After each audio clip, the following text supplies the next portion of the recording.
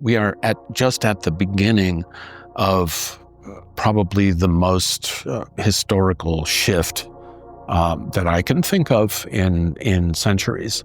For the first time in human history, the entire world is dominated by a single ideology. X is still working, hand in glove with the authorities to censor dissent.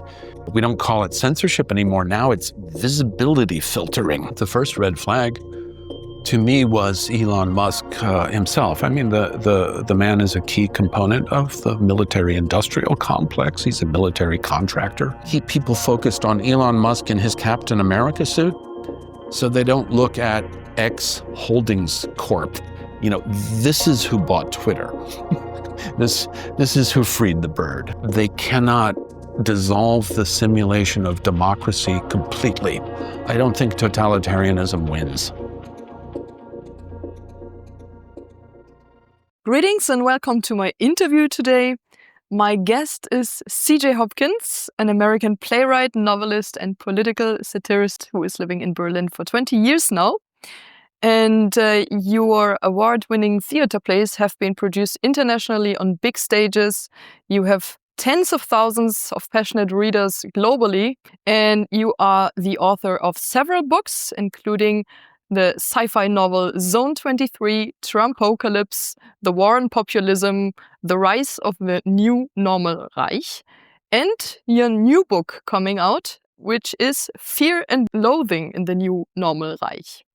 As we know, there was a big media story last year. Your criticism of the COVID measures even had personal consequences for you because here in Germany, posting the cover art of your book, The Rise of the New Normal Reich, in 2 posts on X resulted in a court trial, which is still ongoing. Today, however, I would like to talk about the actual content of your work because I think this is much more interesting than this ridiculous trial imposed on you by the new normal German state, as you also used to call it. You are, as you describe yourself, an old-school lefty. You talk about capitalism.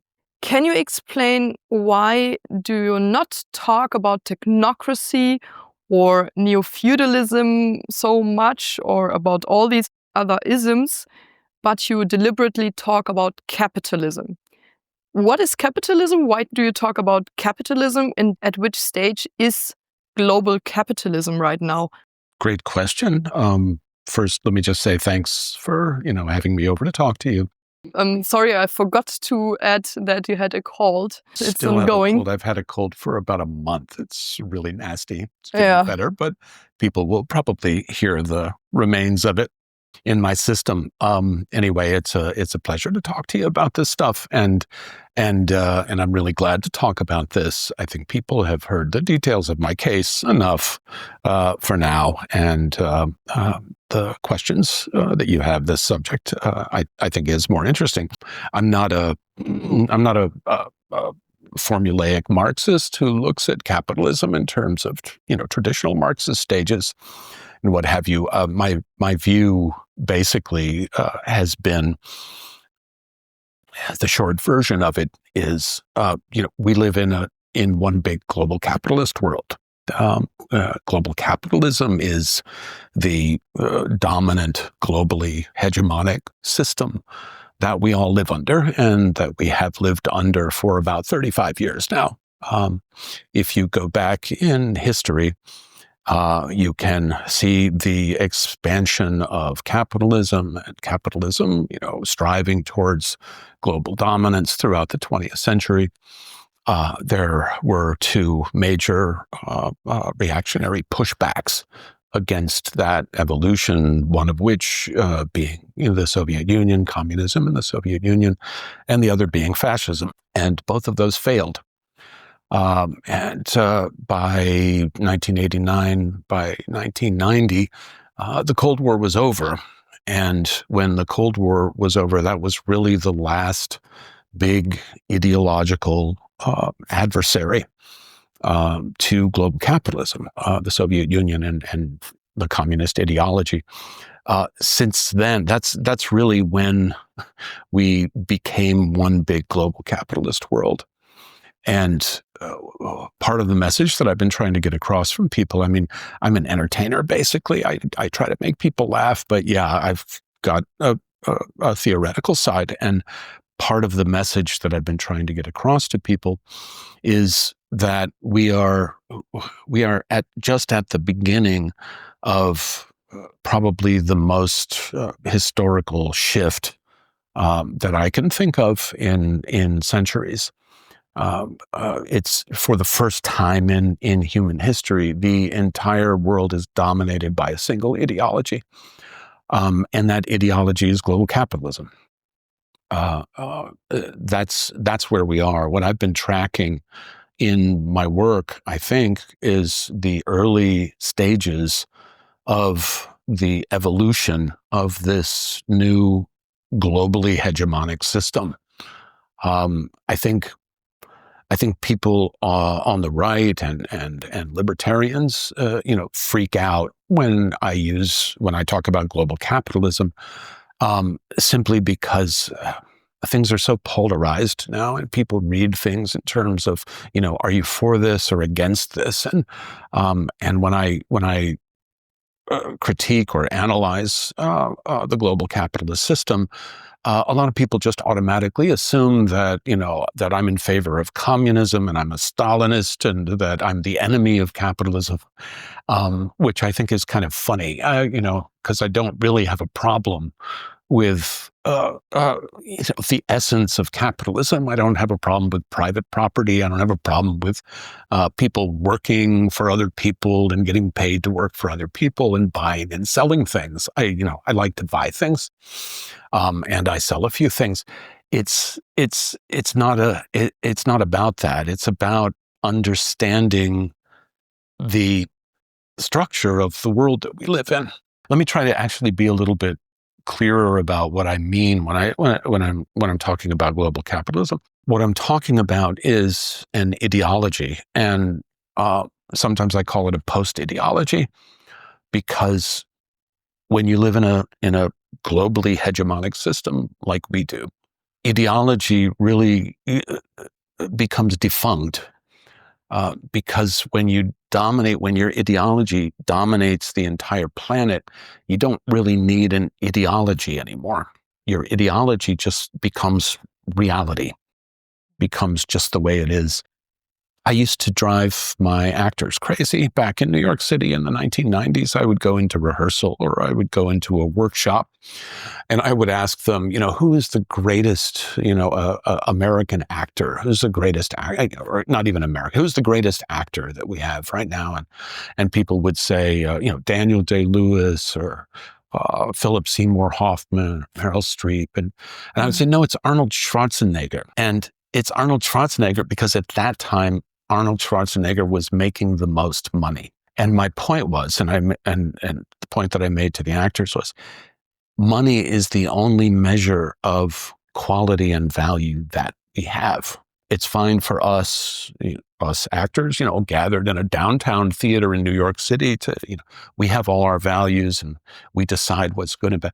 But the way the world works, the way our world works, there is only one measure of value, and it's money. It's exchange value. What capitalism does as an ideology is it wipes out all other values, traditional values, socialist values, religious values. It wipes those out and clears them away, and it transforms societies into marketplaces. Right. And the only value that is operative in a marketplace is exchange value. That's what capitalism does as an ideology when it is turned loose and it is not controlled by a society that has another set of values. We're in Germany, so I can give a pretty clear example of that. There in Europe, in Germany, there are still a lot of the remnants of social democracy. For example, I'm an artist, and so I'm a member of something called the Künstlersozialkasse. This means that the state pays for half of my healthcare and pension contributions in the same way that a company would, that a private company would if I worked for a private company. It's part of social democracy. This is the society or the state interfering with the market based on values that are not market values. It's the state or the society saying, we have a set of values, we think these things are important, and so we're going to impede the market a little bit in order to have the kind of society that we want. Capitalism, when turned loose, or when given power to dominate a society, it does away with all of those values, and it creates a kind of a society that kind of resembles the society in the United States. There are still the remnants of social democracy, if you want to call it that, in the United States, but the United States, the society in the United States is much closer to a pure marketplace. And that is the direction that we are all headed in. You can see it. You can look back and see how it happened in the UK over the past decades. The UK is much further along the road towards a US-style pure marketplace society. Continental Europe is further back because there's still a lot of resistance here. That's what I'm talking about when I'm talking about capitalism and capitalism as an ideology. What I'm talking about is a values decoding machine that basically transforms societies into marketplaces. It's also my understanding, if you go back and look at the war on terror and you look at the history of what's happened in the Middle East since the end of the Cold War. If you look at that moment, okay, the Cold War is over. The tension between the Soviet Union and the West has changed. That it was always, that tension was held in check because the Soviets were, working with their proxies and the West were working with their proxies in the Middle East. And suddenly it's over. The Soviet Union dissolves, it's gone. And so what does GloboCap, which is my, abbreviation for a global capitalist, what does the system do? Well, naturally, the impediments are gone in the Middle East. And so naturally, the system looks at the Middle East and says, oh my God, we've got people who are trying to structure their societies according to religious values. They're not just, going to church on Sunday and, saying some words. They actually want to structure their societies according to their religious values. And this doesn't work in a global marketplace at all. These places need to be destabilized and restructured and privatized. Basically, that's what's been happening in the Middle East since the end of the Cold War. The war on terror went on right up until about 2016. And that's when you see the big shift. They switched the war on terror off. And the same dynamic that I'm talking about now got directed at the populations in the West. So not in the Middle East and outside, but right at our own populations. And it was directed at them because of this reactionary pushback that started. You see it with Brexit. You see it with the populist parties that started rising up in Europe. And of course, you see it with Donald Trump. Essentially, the populist pushback in the West that we've been seeing for the past few years is essentially no different than Islamic fundamentalism in the Middle East.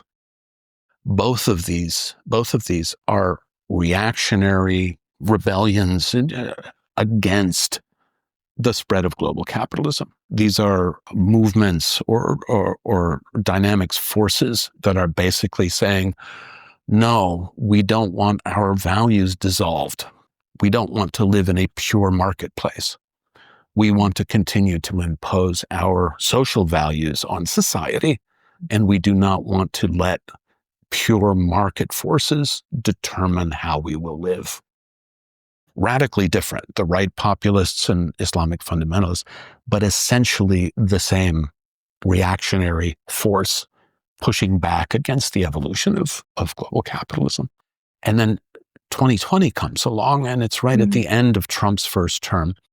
And suddenly there's an apocalyptic virus, and we have to shut down the entire Western world and turn societies into police states, and lock everybody in their homes and condition them to behave like little authoritarians. Why? This to me was a huge step forward in the evolution of the global capitalist system that I'm talking about, which is evolving in a totalitarian direction. Why? Because it doesn't have anything else to do. When you're a huge power system, and suddenly you discover, wow, I dominate the entire planet. I am just globally hegemonous. There is no outside. There are no more outside enemies to fight. So what is left to do? The only thing left to do is what occupying forces do when they take over a country. It's just, in this case, the country is the entire planet. What they do is, it's called clear and hold. Right? And what it means is they survey their territory, and they look for little pockets of resistance, and they neutralize those pockets of resistance. That's the clear part. The hold part is you consolidate your ideology throughout the entire territory. If people want to look this up, it's a military term. If you think about when, for example, when the U.S. invaded Iraq, right? So the war's over, you've won, you hang Saddam, that's all done. What you do, your next mission is to say, okay, where are the resistance groups? Let's wipe those out. And then let's spread the gospel of, freedom and Americanness throughout the land. Essentially, that's all that the system that we live under has left to do. When I describe it as going totalitarian, I don't think of this as an aberration or something strange that's happening. It's perfectly logical. It's the next evolutionary step of this system. I looked for your first text about COVID-19, and I discovered it in March of 2020, which I think is quite early. And you mocked the upcoming thing as the global toilet paper crisis, which I find a very apt metaphor for the Psyop flair this had right from the beginning. And what made you critical in the first place? And why did you see through this so early? In March of 2020, I just started looking at the news. And what I saw was the beginnings of the most formidable propaganda campaign that I had ever experienced in my life. I mean, it just had all of the telltale signs. And that's what got my attention right off the bat. People may have forgotten by now. I actually created I think it was a 257 tweet thread. 99% of it is mainstream media sources. And it's just tracking the message. And it was systematic. It was coordinated. And the message was incredibly clear. They pumped out the lies. They pumped out, the fake pictures of people dropping dead in China. The World Health Organization announced a 3.4% death rate, which is insane. It would have been, hundreds of millions of people. And already at the Diamond Princess, this was clear right from the beginning that couldn't be true. Exactly. But the propaganda push was just so massive and so coordinated. That's what got my attention. The message was, your democratic rights that you think you have, that's all over with. We're in a global emergency. So shut up, follow orders, do what you're told, or you will be punished. And if people go back and dig up that thread, you'll see that I'm actually not exaggerating. That message was crystal clear. Absolutely. And you did not only see through the COVID psyop, but you were also a sharp critic of the Twitter free speech psyop, as you called it, right from the beginning. Why didn't you buy into the hype? And can you outline for my audience the biggest red flags that make it a psyop in your eyes? Who is Elon Musk, and how did the censorship practices refine after Elon Musk bought the platform? I think the first red flag to me was Elon Musk himself. I mean, the man is a key component of the military-industrial complex. He's a military contractor. He is Globocap. So that was kind of a red flag to me in the beginning. It said, Elon Musk showed up with his sink, free the bird. It just reeked of hypocrisy from day one for me. So I started, watching it closely. And first of all, I'd like to emphasize this for people. People think of Elon Musk. Elon Musk bought Twitter. Elon Musk saved Twitter.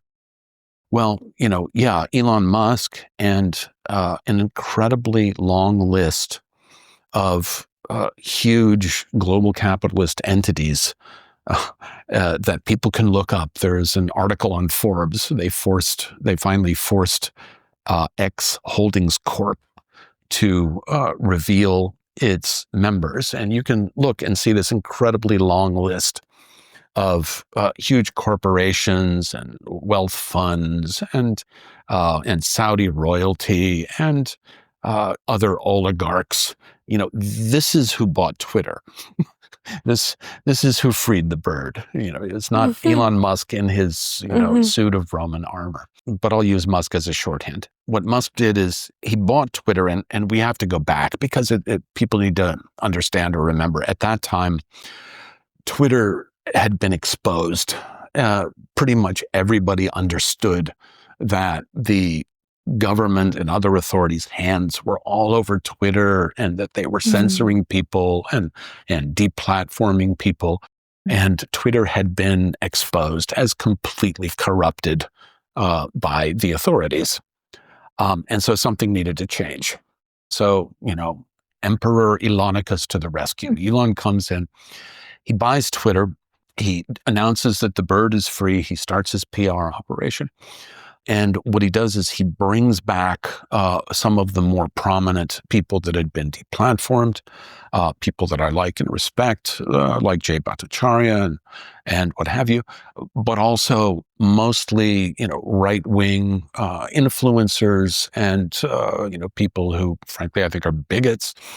And so he brings back all of the people from the right that had been deplatformed by what people think of as the left, and it isn't the left. It's basically, neoliberalism and the global capitalist establishment.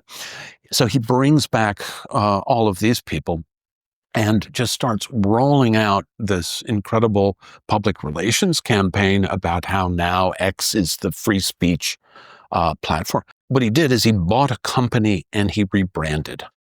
X is still censoring people. X is collaborating with authorities around the world to censor dissent. You mentioned my case. My tweets are still censored. I'm incredibly visibility filtered, and so are many, many other people. X is still working, hand in glove with the authorities to censor dissent. The only difference is it has been rebranded. My point is, it's product rebranding, folks. And it's also in the guidelines of X that they write clearly that they do visibility filtering.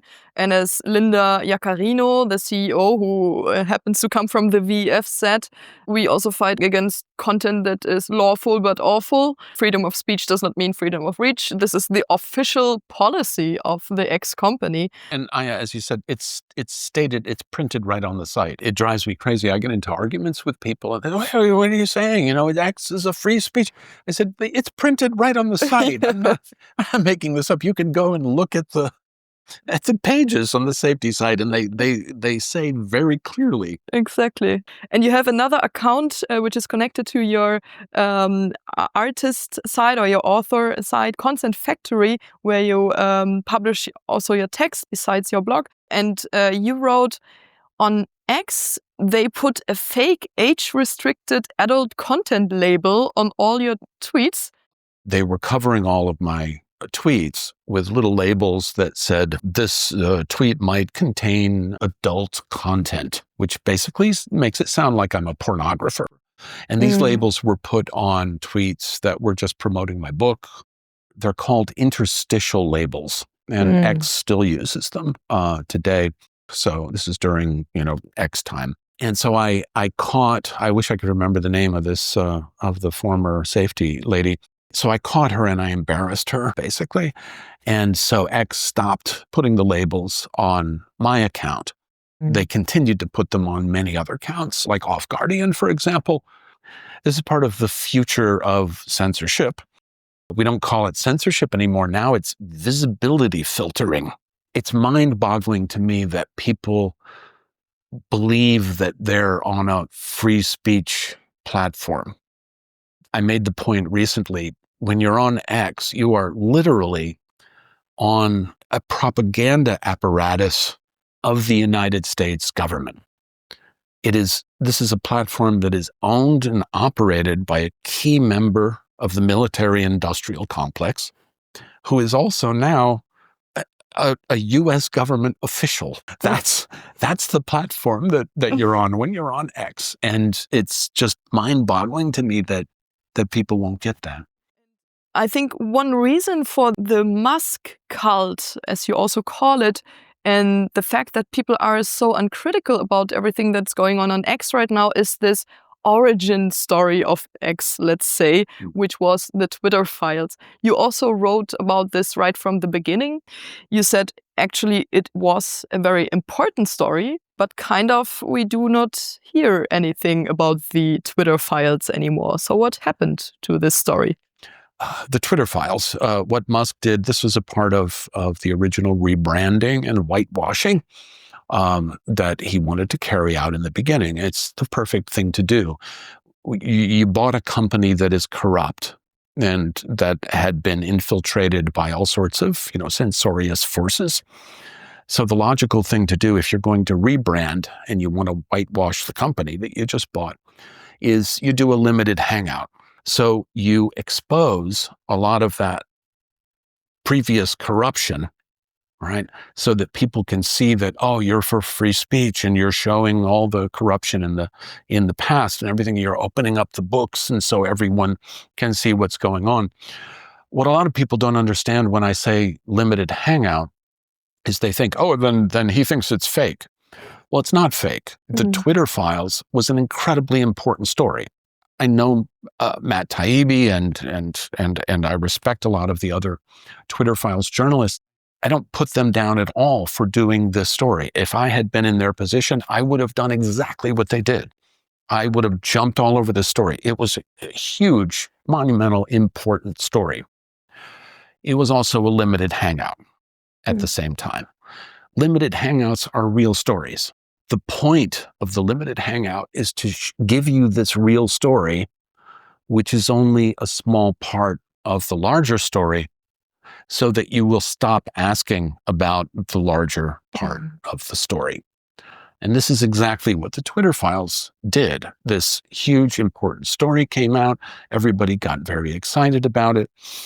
After it had done its work, Musk shut it off. But how? He just announced one day it's over. It's done. We're moving on. But didn't he give access to the journalists anymore at this point? No, then the access stopped. It was done. It ended. This was back in 2022. I think people can go back and look at my blog or read my book. He just announced, that's it. We've had enough. It's over. We're shutting it off. Yeah, Twitter files is done. And of course it was done because the point of it was to identify government sources of censorship. The narrative that has been spun out of the Twitter files and out of Musk's rebranding, the narrative is the big bad government forced the poor, helpless global corporations to censor everyone. The global corporations, they were just trying to do business, like regular corporations. And then the big bad government came and threatened them and forced them to censor everyone. And now we've exposed the big bad government and all of the big bad government actors. We've exposed them. and so we see. And so the corporations now, now they can just go back to, doing business and being free because they never wanted to censor anyone, which of course is all a bunch of bullshit. The way the system works, the governments and corporations are collaborating with each other. It's not the governments forcing global corporations to censor people. It's governments working hand in glove with global corporations to censor in the old days and now to visibility filter us. In your article, The Musk Town Massacre, you write, and I quote, "Meanwhile, Twitter censorship continues, but who cares? It's not anyone actually gives a flying fuck about free speech. It's the cult versus cult competition, that's the thing. And the Musk cult is kicking COVIDian cult ass." I like this a lot. So is one cult, the COVID cult, just replaced by another cult? And does it always need a cult to continue? What we are bombarded with day after day is this cartoon version of events, is this fairy tale version of events. This narrative, this cartoonish, childish narrative, is believed by millions and millions of people. I interact with a lot of Americans because I'm an American. And it's astounding how many people actually believe that, that X is now free and there's no censorship or visibility filtering going on, and that everything that happened during the COVID era and all the censorship and everything, all of that came from the Biden administration. And people's ignorance of how the entire global system, both governments and global corporations, operates is just staggering to me. Every once in a while, I will put out another tweet and I tell people, ask Elon about how X collaborates with the German censorship network, which is the Cyber Abwehrzentrum, Cyber AZ. Ask him about that because they're continuing to collaborate. Of course. With these networks. But people's brains melt down and they shut off, just like they did in the COVID era about the COVID issues. It's like, well, what are you talking about cyber as well? It was all the Biden administration. I don't know if it's that people need a cult, but people, I think a lot of people desperately want hope. Yeah. They want, and I don't blame them for this. People want to have some hope. They want a hero. They don't want everyone to be bad guys. They want there to be a good guy. They want, Elon Musk to put on his, Captain Free Speech America suit and come riding in. I'm talking about actual memes on, him in the suit. They want heroes to come in and do battle and save them from the bad guys. And I don't blame them for this. This is a completely human desire. And I'm sorry that the world doesn't work that way, but it doesn't. And closely connected to the Musk free speech psyop is also, of course, the Trump and MAGA psyop. And you wrote about both psyops and how they are intertwined. And why is the actual Trump administration not a revolution for you? Many commentators on X are cheering right now. We had the Vance speech that enchanted the critical community here in Germany. And to be honest, I do not find many critical points in this particular speech. It was indeed a good speech. And also Trump inaugurated arguably many good people like Jay Bhattacharya as the NIH director or Robert F. Kennedy Jr. as the head of the HHS. There is also the big dismantling of USAID. We got the Doge subcommittee under the guidance of Saint Elon. So isn't everything going great? Yeah, everything's going wonderful. We're all free. And America is great again. Vance just made his speech. And as you pointed out, nothing horrible about the speech. He said a lot of good stuff in the speech. Elon Musk says a lot of good stuff. Some of what Donald Trump says is good stuff.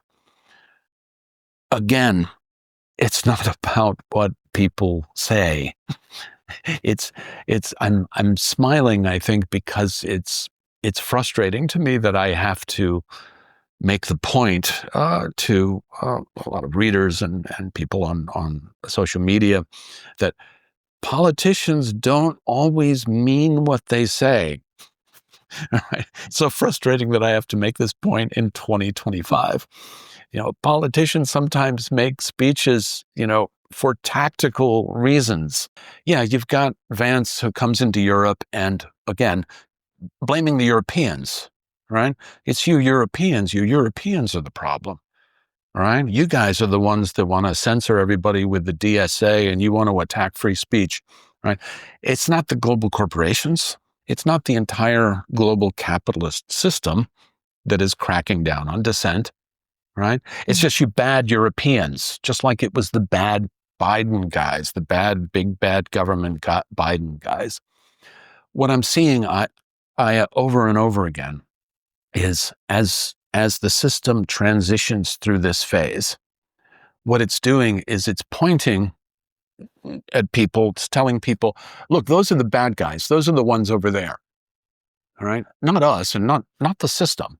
We're the freedom people, but it's those bad guys over there. And everyone, of course, are like, censorship, bad. They're the bad ones over there. If someone's pointing at the bad guy, they must be the good guy. All right. So I'll believe every word they say without checking into anything to see, who is Vance connected to? He's connected to the whole Peter Thiel bunch and the transhumanist Silicon Valley technocrats and all of this. It's a long way of saying, who cares what Vance said? Look at what is being done. Look at the character of the new regime that he is part of. I'll tell you a little bit about the character of that regime. For one thing, one of the first things that happened is PBS, the public broadcasting system in the United States, which went totally woke, and which, most people hate. Oh, PBS, they're horrible, right? They're the woke censors. They're the woke, libtards and what have you. So PBS, they described Elon's, I almost did it with my hand. I can't do it. I'm in Germany. They almost described Elon's gesture as a Hitler salute, which it was. And because they described it that way, they are now being hauled before a congressional subcommittee. The head of PBS has to go before a congressional subcommittee because the Trump administration and Elon Musk and Vance and the ADL have all decided that reality is it wasn't a Hitler salute. This is the official reality. And PBS didn't conform to the official version of reality. And so that now they have to be hauled before a congressional subcommittee and answer for their refusal to conform to official reality. I mean, it really doesn't get much more Orwellian than that. Another example is, the Gulf of America, right? Which used to be Gulf of Mexico. And yes, and I laughed at this, of course, because, I'm old enough. I remembered freedom fries. Do you remember freedom fries? No. This is during the War on Terror. All right. In the beginning, when the U.S. was getting ready to invade Iraq, the French were like, we don't want to invade Iraq. So the French were not, with the program. Right. And so the French immediately became demonized. And the U.S. government was like, the French are traitors. They're terrorist sympathizers. No, we're not going to eat French fries anymore. From now on, they will be called freedom fries. And I'm serious. There was a whole campaign about this. And people were like, eat freedom fries. It was insane. Anyway, so as soon as the Gulf of America thing started, I thought it was hilarious. But the Associated Press apparently refuses to refer to the Gulf of Mexico as the Gulf of America.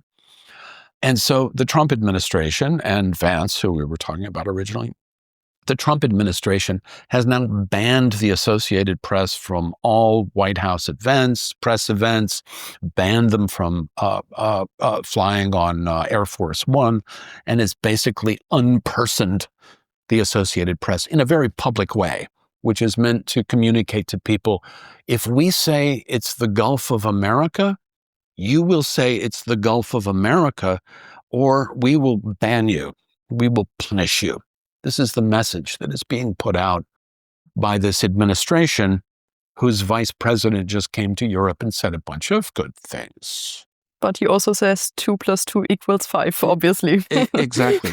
And my point is, can we stop celebrating things that people say and start looking at what people do? In one of your latest columns, Heil to the Chief, you coined the funny term Sieg heiling autism, and you commented, I didn't catch the whole Robert F. Kennedy Jr. hearing yesterday. Did anyone ask Bobby for his thoughts on how to address the rising rates of Sieg heiling autism among the MAGA demographic? End of quote. So how would you interpret that gesture? Was it a power demonstration, like I'm so powerful I can even Sieg heil right into your faces and there's nothing you can do about it? I think that's exactly what it was. That's exactly how I interpret it. I don't, Elon Musk is not a neo-Nazi. Elon Musk is a global capitalist. I think it was exactly a, fuck you. I'm going to Heil Hitler right in front of you, and there's nothing you can do about it. And not only is there nothing you can do about it, but it's going to provoke all of the, woke left into a massive freak out, which then I'm going to exploit for my public relations purposes. I mean, I wonder if people remember back to the early Trump years, there was a whole section of the alt-right that did nothing but create controversial memes in order to provoke the hysterical, liberals on the left into freaking out. It was a whole movement for a while. I absolutely interpret his gesture that way. What's astounding to me is, and I wrote a satirical piece about it, as you mentioned.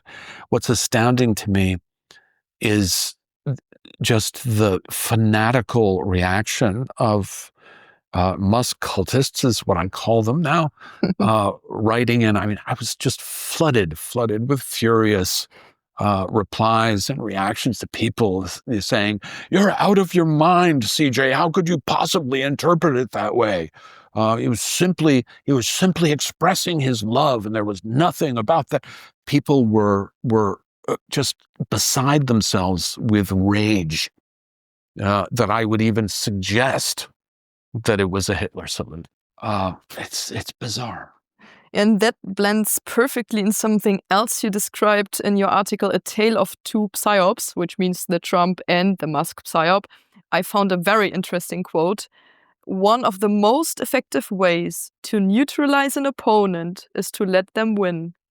Would you say the Trump and Musk double psyop serves exactly that purpose, to let them win a small territory, respectively X or the United States, and then also justify a repressive backlash by the system, which is much larger, but which the general public doesn't perceive? The way the cycle works is Globocap wipes out values, decodes values to the point where it generates an intense reaction from one group or the other. Well, when it generated an intense reaction from Islamic fundamentalists, wonderful, because now we've got terrorists. And terrorists are horrible, terrible.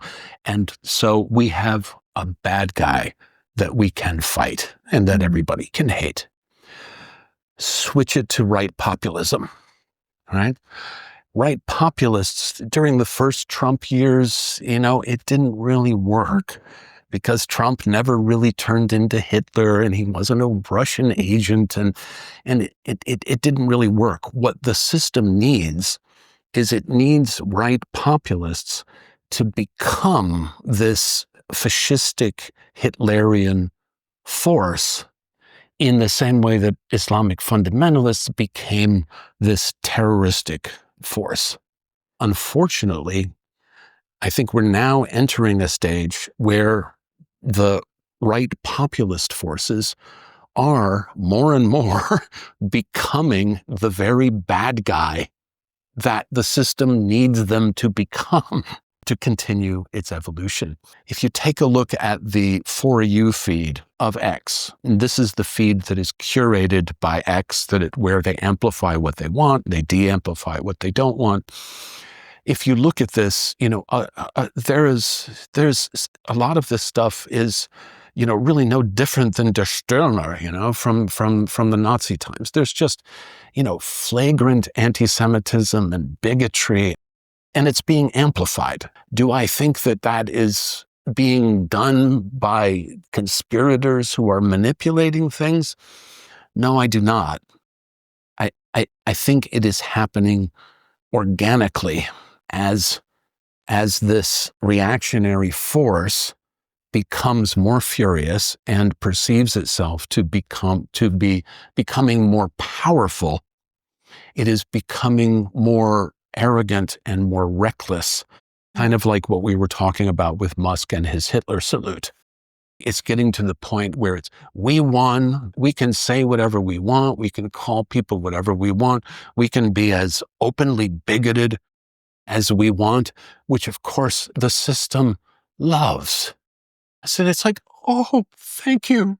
You're finally becoming this Hitlerian monster that we have been telling people you are for 4 or 5 years. Wonderful. Now we can crack down on you. Not now, it's still the Trump honeymoon period, but in a few years, now we can crack down on you. And you gave us the tools to do it.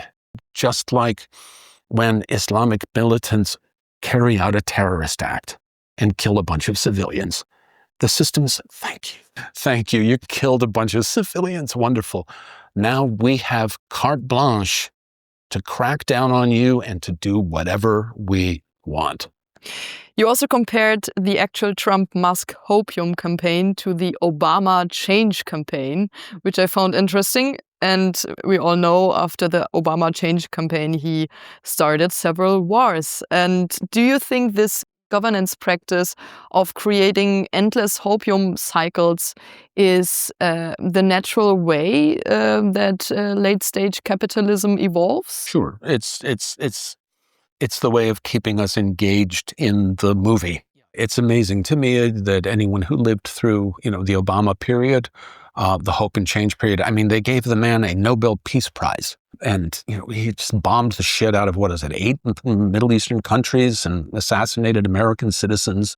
When the second phase of the whole Trump phenomenon started, and the stuff that I see on social media and replies that I get now, it just blows my mind. It's like, did you not live through the Obama period? When they sold you, they sold the other team, Hope and Change.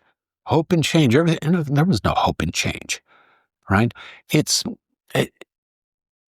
is what I've described in several of my essays as the simulation of democracy. And the simulation of democracy has to continue to a certain degree. They cannot dissolve the simulation of democracy completely because capitalism depends on this. Global capitalism cannot afford to go totalitarian in the sense of 20th century totalitarianism. It can't do it. The point is to keep people engaged here in this good guy, bad guy battle, right? So that they don't start looking over here. Keep people focused on Elon Musk and his Captain America suit so they don't look at X Holdings Corp and all of the global capitalist, transhumanist, corporations and insurance companies and wealth funds and Saudi royals who are actually the owners and operators of X. What's your opinion on USAID? I'm stunned, and I've snapped at some of my commenters who have gone nuts about the USAID stuff. I mean, most people who have paid attention to politics have understood for years that, NGOs like, USAID and the National Endowment for Democracy are, CIA cutouts. The way CIA cutouts work is you set up an agency like USAID, which actually does a lot of good work, right? They're actually funding a lot of aid programs and a lot of education programs and things that are badly needed that help a lot of people. And it's also a CIA cutout that is operating to foment regime change and destabilize other governments and so on and so forth. It's not either or, it's both. That's the way these things work. You could pick any of these CIA cutouts, turn them into the bad guy, take them down and do your little PR dance with them, which is exactly what's being done. But what do people actually think that the intelligence community is going to stop using NGOs to conduct its affairs all throughout the world? It's showbiz. It seems quite an analogy to the Twitter files, which was a limited hangout showing we are draining the swamp, but the censorship is more refined in the end, but it continues. Exactly. One question about capitalism and fascism. In your book, you distinguish capitalism from fascism as an enemy it fought successfully in the 20th century. Do you think they're really antagonists? Or isn't fascism a natural evolution of capitalism in its late stage? When I described the evolution of capitalism in the 20th century and fascism being a reactionary force that was trying to stop it, or communism being a reactionary force that was trying to stop it. What I'm talking about is not whether Nazi Germany or Mussolini's Italy had relationships with corporations and how they functioned in terms of, the market and what have you. What I'm talking about is ideology, the establishment of values, value systems in the same way if you look at Islamic fundamentalism. Right? If someone is in Saudi Arabia, they cut people's heads off for blasphemy. Right? So you can say words, and those words are so offensive in this value system that you get executed for it. In Nazi Germany, it meant something if a Nazi officer accused another Nazi officer of hiding Jews. That meant something because of the value system of Nazi Germany. Capitalism doesn't have that. It matters that the game continues, but it doesn't really matter who's on top at any given time in the game. No. I wanted to ask you your personal view on the Israel-Palestine question. And I think this emotionalizes a lot of people, me included. Basically, you can also only say wrong things about it, because when you take a humanitarian stance, you're already wrong because you piss off one side. Sure. And this will generate a lot of hate mail for you. So that's nice. I published a couple of pieces right at the beginning, right after the October 7th attacks, which were, of course, wildly misinterpreted, and then I was attacked by both sides. I've been accused of being a fanatical Zionist and a fanatical anti-Zionist. I had an analysis, but it became pretty clear to me that it was not welcome anywhere, and so I stopped talking about it. I'll say a few things about it. My sympathies are with the Palestinian people and have been with the Palestinian people. My sympathies are never with nation states.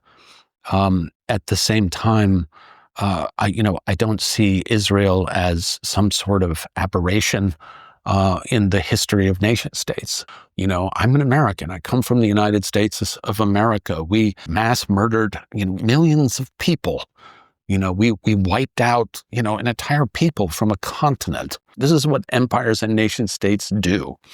They set up camp somewhere, and if there are people living in that territory, they kill those people or they drive those people out. And that's what Israel is doing. I wrote this in a piece in the beginning, and what I said is, hey, if you're an Israel supporter, and you support that, yeah, go for it. Support that. I don't support mass murder. I don't support that type of oppression. At the same time, I wrote, okay, if you're a pro-Palestinian person and, an anti-Zionist and what have you, and you want me to support Hamas going in and mass murdering a bunch of Israelis, no, I'm not going to. I don't support that mass murder either. I think what was most unwelcome about my view is my criticism of Hamas's tactics. Maybe 2008, the Palestinians in Gaza, they organized an action, and it was basically people were marching up to the fences, no violence, just marching up to the walls. And the Israelis shot them, shot them in the head, shot them in the knees, and shot them all. And it was horrible. It was absolutely horrible. And it was a demonstration of classic nonviolent civil disobedience tactics. And I believe that those are the only tactics that are available to the Palestinians at this time. I think that raiding, cross-border raids and mass murdering a bunch of people and taking hostages, this is a stupid tactic. And it's a tactic that gets your entire, territory blown to bits and tens of thousands of people killed. Now, when I say that, my old anti-Zionist friends will now scream at me and say, "You're blaming everything on Hamas. You're blaming everything on the Palestinians, and you're apologizing for Israel." No, I am not. Israel is a brutal nation state, which we all knew before October 7th. My point is, what the fuck did you expect Israel to do after you conducted this raid and mass murdered a bunch of people? Mass murder is probably not a good tactic. Probably the only tactic that you have available is the Great March type tactic, and it sucks. It means you walk up to the line and you let the Israelis kill you and shoot you and blow your knees off. It sucks. But it's the only tactic that is available. It became very, very clear to me that there was absolutely no space for discussions like this. And there still isn't, as far as I can tell. People are either fanatically, Zionist or fanatically anti-Zionist. And there is no space that I can see for any type of nuanced discussion. What strikes me is that all of these conflicts are always used to destabilize our societies even further by breaking them into smaller and smaller pieces. What do you think each person can do to stay mentally sane in this cognitive warfare? I'm really bad at giving. I don't like to give advice. I'll tell you. Maybe I'll just tell you how I manage it for myself. First of all, I have this crazy faith in life, in humanity, and in life, in people. I don't think, I said it in court, you were in court when I said it, I don't think totalitarianism wins. I think there are periods in history when the really ugly forces, the really ugly part of us, humans, become dominant. And these periods in history are not fun, and they suck. A lot of people write to me and they ask me, well, what do we do? How do we solve this? How do we fix this? I try to write back to them. It's just like, I don't have a fix for you. I don't have a solution for you. I can play my small part in this huge complex drama that's taking place in the world. I'm a writer, I'm an author, I'm a satirist and a provocative asshole. And that's my role. I can do my part. I can't fix everybody's problems. I can't stop all of the horrors in the world. I can't save the Palestinians. I can't stop the next war that, NATO foments somewhere. I can't do all of this. I can play my part. I can do what is given to me to do, and then feel like, okay, I've done my part. It's about doing what I have in my power to do to the best of my ability. When I got charged by the German authorities and they started prosecuting me, I could have paid the fine in the beginning. I could have paid the 3,600 euro and it would be over. And I would, be a hate criminal. I'm not technically a hate criminal now. I could have paid it and made it go away. The reason I chose not to is because I think to fight this publicly and to shine a light on this, and to bring attention to this. So like, okay, that is in my power to do. Do I have the power to stop the German authorities from persecuting everybody? No, I don't, right? And I might lose. The Constitutional Court might, reject my case. They might not even hear. I don't know. It's about doing what you have the power to do in the place that you are, trusting that you're in the right place, surrounded by the right people, doing what you have in front of you to do, and then letting go. I'm glad that you were shining a light on this problematic because it affects many people in Germany. And what I was asking myself is, after these harsh experiences in Germany, I mean, you came here, you told me once, because you thought this is the least country that will turn into some fascist state again. But after you have experienced all that stuff in Germany, what makes you stay in Germany after all? Really, it's a couple of things, really. And, honestly, most of it is my wife. She's an American also. I got her to come here to Berlin from New York. I came first and I was here for a while. And she started a business. She's got a business. She's a yoga teacher and she's got a whole business and she's got clients and a student base. And she's also a very social person. So she has a whole network of friends. I'm like a hermit. I sit in my office and write. I had some good German friends, but they dropped me in 2020. So my wife is invested in her business and her friends, and she doesn't want to pick up and run away to yet another foreign country. And the other thing is, I'm getting older and I am dug in here. I mean, I'm in the pension system, I'm in the healthcare system, and I'm not rich. It's funny, people, they've stopped recently, but they wrote me a lot for a while saying, why don't you get the hell out of Germany? Why don't you leave Germany? And after a while, I started writing them, why don't you send me $500,000? I'm not rich. I can't just pick up and move my life on a whim to some other country. I have been struggling, or I'll be honest, I'll be a little confessional in this interview. I have been struggling for a while to try to, fall in love with Berlin again. No, but to forgive, maybe to forgive and settle in, because it doesn't look like I'm going anywhere anytime real soon. And so I have been working emotionally to try to reintegrate so that I'm not furious every time I walk down the street. It got really bad for a while. I can totally resonate to that because I had the same, and I'm a Berliner. I'm born and raised here. I had the same process of dissociation, and it's very slowly healing.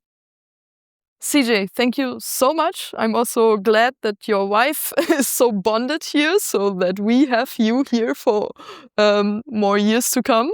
I really appreciated the conversation with you. Thank you. Me too. Ryan, thanks for asking me.